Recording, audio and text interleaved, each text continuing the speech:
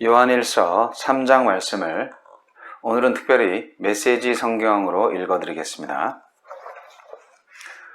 아버지께서 우리에게 펼쳐 보이신 사랑은 실로 놀라운 사랑이 아닐 수 없습니다. 그 사랑을 바라보십시오. 우리가 하나님의 자녀라 불리게 되었습니다. 참으로 우리는 하나님의 자녀입니다. 세상이 우리를 알아주지 않고 우리를 진지하게 대하지 않는 것은 하나님이 누구시며 그분이 무슨 일을 하시는지 세상이 알지 못하기 때문입니다. 그러나 친구 여러분, 우리는 분명 하나님의 자녀입니다. 그것은 단지 시작일 뿐입니다. 우리의 끝이 어떻게 될지는 아무도 모릅니다. 다만 우리가 아는 것은 그리스도께서 밝히 나타나실 때 우리가 그분을 뵐 것이며 그분을 뵐 때 우리도 그분과 같이 되리라는 것입니다. 그분의 오심을 손꼽아 기다리는 우리는 순결하게 빛나는 예수의 삶을 모범으로 삼아 우리의 삶을 준비합니다. 죄악된 삶에 빠진 사람은 누구나 위험한 무법자입니다. 하나님의 질서를 어지럽히는 것은 죄입니다. 그리스도께서 죄를 없애기 위해 오셨다는 것을 여러분은 잘 알고 있습니다. 그분 안에는 죄가 없습니다. 죄는 그분께서 세우신 계획의 일부가 아닙니다. 그리스도 안에 깊이 머물며 사는 사람 가운데 습관처럼 죄를 짓는 사람은 하나도 없습니다. 습관처럼 죄를 짓는 사람은 그리스도를 제대로 보지 못했고 그분을 전혀 알지 못하는 자입니다. 그러므로 사랑하는 자녀 여러분, 누군가의 유혹을 받아서 진리에서 벗어나는 일이 없게 하십시오. 우리가 의로우신 메시아의 삶에서 본 것처럼 의를 행하는 사람이 의로운 사람입니다. 습관처럼 죄를 짓는 사람은 죄 짓는 일의 개척자인 마귀에게서 난 사람입니다. 하나님의 아들이 오신 것은 마귀의 길을 멸하시기 위해서입니다. 하나님에게서 나서 생명에 들어간 사람들은 습관처럼 죄를 짓지 않습니다. 어째서 그렇습니까? 하나님의 씨가 그들 깊은 곳에 자리하여 그들을 지금의 모습으로 만들어가기 때문입니다. 죄를 짓거나 자랑하는 것은 하나님에게서 난 사람들의 본성이 아닙니다. 하나님의 자녀와 마귀의 자녀를 구별하는 방법이 있습니다. 의로운 삶을 살지 않는 자는 하나님에게서 난 사람이 아닙니다. 형제나 자매를 사랑하지 않는 자도 그러합니다. 간단한 기준이 아닙니까? 서로 사랑하십시오. 이것이 우리가 처음부터 들은 메시지입니다. 우리는 악한 자와 손잡고 자기 동생을 죽인 가인처럼 되어서는 안 됩니다. 그가 왜 동생을 죽였습니까? 그는 악한 일에 깊이 빠져 있었고 그의 동생이 한 행위는 의로웠기 때문입니다. 그러니 친구 여러분, 세상이 여러분을 미워해도 놀라지 마십시오. 그런 일은 오래전부터 계속 있어 온 일입니다. 형제자매를 사랑하면 그것으로 우리가 죽음에서 생명으로 옮겨졌다는 것을 알 수 있습니다.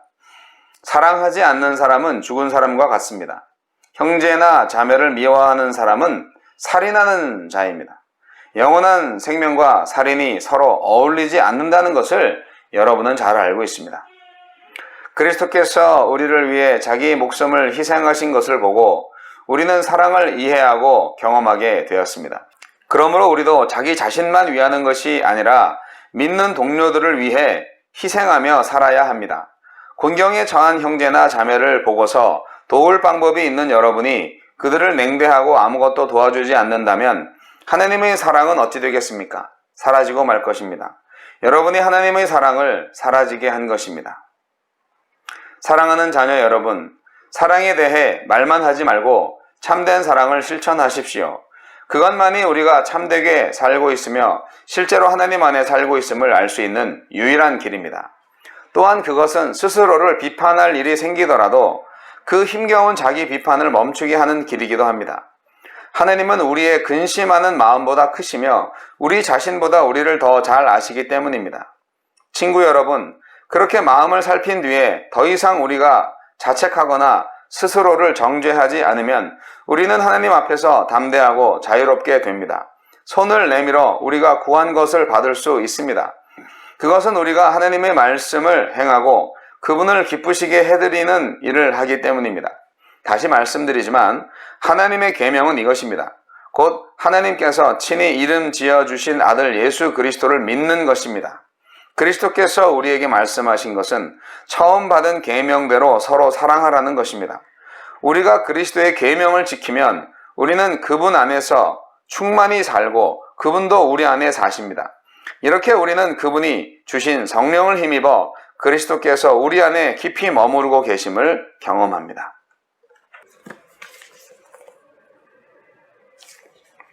자, 오늘은 그리스도인의 생활연구 8권 교제생활 요한일서 3장. 이 공부는 여러분 스스로 잘 하시고요. 저는 오늘 요한일서 3장에 전반적으로 나타난 메시지를 전하고자 합니다. 우리는 2장에서 신자의 삶을 볼 때 그것은 빛 가운데 사는 삶이다. 그렇게 배웠습니다. 근데 빛 가운데에서 행하는 삶이라는 것은 바로 형제를 사랑하는 삶이다 라고 말씀드렸는데요. 오늘 3장에서는요, 우리가 마땅히 형제를 사랑해야 하는데 그 절대적인 이유가 뭐냐, 그리고 형제를 사랑하게 될 때 누리게 될 축복에 대해서 말씀드려 볼까 합니다. 이것은 결국 신앙 공동체가 그리스도의 사랑으로 가득 차야 함을 말하고 있는 것이죠. 우리가 형제 자매를 사랑해야 하는 이유는 크고 놀라운 하나님의 사랑 때문이다. 그렇게 요한은 말하고 있습니다. 인간은 죄로 말미암아 사형 선고를 받고 일생 동안 창살 없는 감옥에 갇혀서 비참한 인생을 살다가 결국 죽게 됩니다. 우리 인생은 한 번 죽는 것으로 끝나지 않고요, 그리스도의 심판대 앞에 서서 선악간의 심판을 받고 불과 유황으로 타는 못에서 영원한 고통 속에 있게 됩니다. 이것이 이제 둘째 사망이죠. 하나님은 이런 인생을 불쌍히 여기셔서 독생자 예수 그리스도를 보내주셨습니다. 그리고 예수님께서 십자가에 달려 죽으심으로 말미암아, 그것은 바로 우리 죄를 위해서 피 흘리시는 거죠. 그래서 우리가 치러야 할 죄값을 그분이 대신 다 치르고 아무 값 없이 우리를 용서해 주셨습니다. 이렇게 우리 죄를 용서해 주시고 우리를 영원한 멸망에서 구원해 주신 은혜가 얼마나 감사한지요, 얼마나 큰 사랑인지요. 그런데 하느님의 사랑은 이것으로 끝나지 않습니다. 우리를 죄 가운데서 구원하신 후에 우리를 자녀 삼으셨어요. 하나님이 당신의 자녀로 삼으셨어요. 이건 놀라운 신분 상승입니다. 그래서 우리는 하느님의 자녀가 되었기 때문에 하느님의 특별한 보호와 인도하심을 받을 수가 있습니다. 우리 하느님의 아버지다. 그러면 자식 사랑하지 않는 부모가 어디 있어요? 하느님이 우리를 정말 자식처럼 사랑한다 이거예요. 하느님은 우리가 그의 사랑하는 자녀들이기 때문에 우리의 인생을 책임지시고 가장 좋은 길로 인도하신다는 것을 우리는 알아야 됩니다. 그리고 우리가 죄로 말미암아서 쓸모없게 되었을 때 어떻게 하세요? 우리를 사랑하시니까 우리를 채찍으로 때리시고 좋은 사람으로 만들어 주시죠. 교육을 하신다 이거죠. 그리고 썩지 않을 영광스러운 하느님의 나라를 유업으로 주실 겁니다. 실제로 하느님의 자녀로 삼으신 하느님의 사랑은 정말 놀라운 사랑이고 한없는 사랑이고 크신 사랑이고 위대한 사랑입니다. 무한한 사랑입니다. 그 사랑을 받았음에도 불구하고 형제자매를 사랑하지 않는다? 말이 됩니까 그게? 그래서 하나님께서 우리에게 주신 사랑으로 인하여서 우리가 서로 사랑함이 마땅하다. 이게 요한사도의 일괄적인 메시지입니다. 인간이 불행하게 된 것은 범죄함 때문입니다. 인간이 누릴 수 있는 최대의 축복이 무엇인가요? 부자 되세요. 뭐 그렇게 인사들을 많이 하죠. 네, 그게 자칫 잘못하면 지옥 가세요 라는 말과 같은 말이 될 수도 있습니다.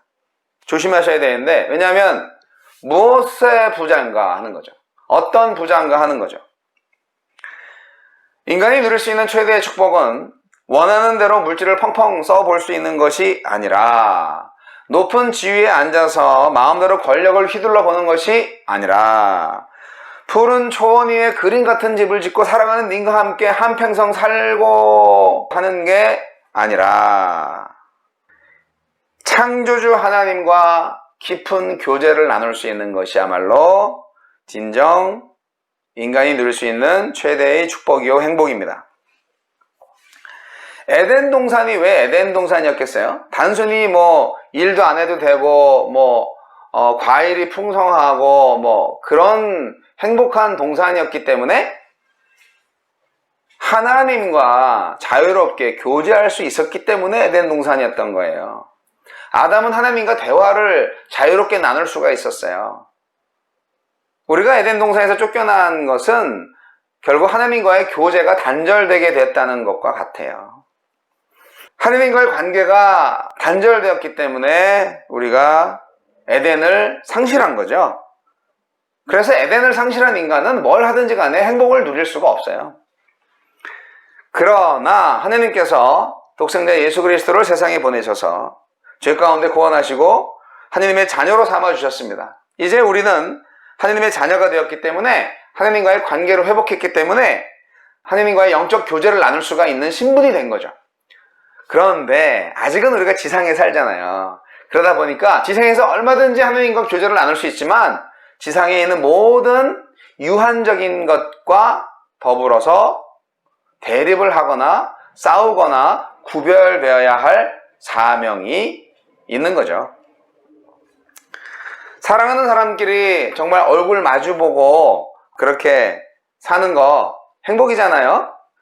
그런데 피조물인 인간이 창조주이신 하나님과 얼굴 대면해서 맞대고 그렇게 살 날이 온다 이 말이죠. 언제?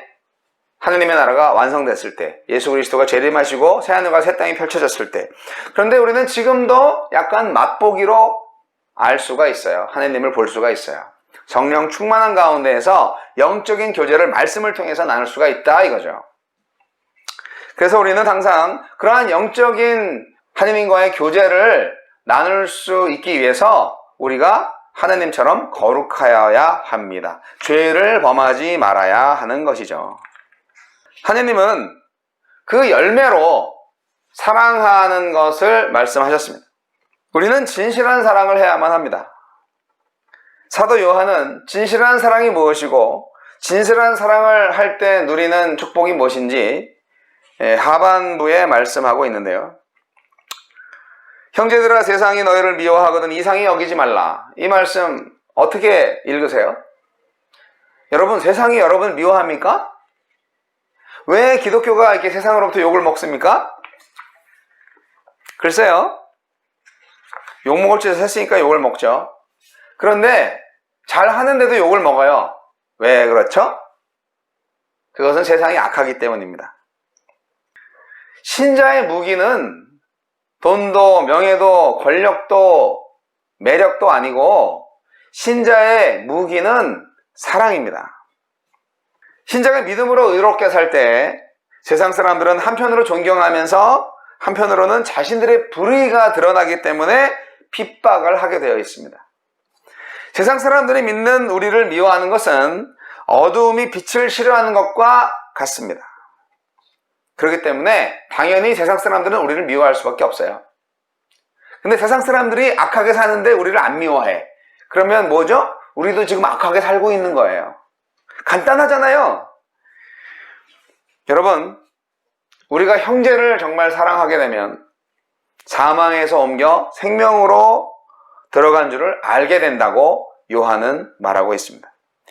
그런데 형제를 미워하게 되면 사망의 세계에 거하게 되고, 형제를 사랑하게 되면 생명의 세계에 거한다.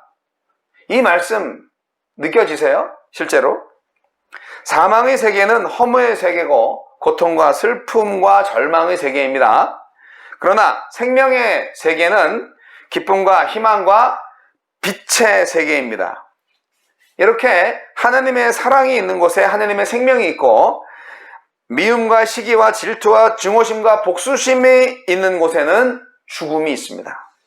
형제를 미워하는 자는 살인하는 자니 영생이 그 속에 있지 아니하게 된다. 15절 말씀 우리에게 분명히 말하고 있는 것입니다. 참된 사랑을 왜 해야 되냐? 참된 사랑이 뭐냐? 16절 말씀, 그가 우리를 위하여 목숨을 버리셨으니 우리가 이로써 사랑을 알고 우리도 형제들을 위하여 목숨을 버리는 것이 마땅하니라. 예수 그리스도의 이 사역이 우리의 삶으로 다시 육화되어야 함을 말씀하고 있는 것입니다. 사랑이 뭡니까? 사랑은요, 눈물의 씨앗이라고 말을 하는 사람도 있지만, 어떤 사람은 사랑을 그냥 같이 함께 한 곳을 바라보는 것이라고 말하기도 합니다만, 또 어떤 사람은 사랑은 TV 채널 선택을 양보하는 것이 사랑이에요. 그렇게 말씀하시는 분도 있지만, 글쎄요, 그거는 진정한 사랑의 표현이 아니죠. 일반적으로 사람들은 사랑을 감각적인 것으로 생각을 합니다. 오늘날 사실 필링의 시대죠. 감각과 이미지가 아주 중요하게 여겨지는 시대를 살고 있는데, 여러분, 감각도 중요하지만 그러나 참된 사랑은 감각적인 것이 아니라 역사적인 사실에 기초하고 있다는 것을 아셔야 됩니다. 참된 사랑은 하나님께서 우리의 죄를 위해 독생자 예수 그리스도를 이 땅에 보내신 그 역사적 사실에서 출발합니다. 요한복음 3장 16절이 바로 그 말씀이잖아요. 하나님이 세상을 이처럼 사랑하사 독생자를 주셨으니 이는 저를 믿는 자마다 멸망치 않고 영생을 얻게 하려 하심이니라. 사랑은 먼저 죄인된 우리를 찾아오는 능동적이고 적극적인 사랑이에요.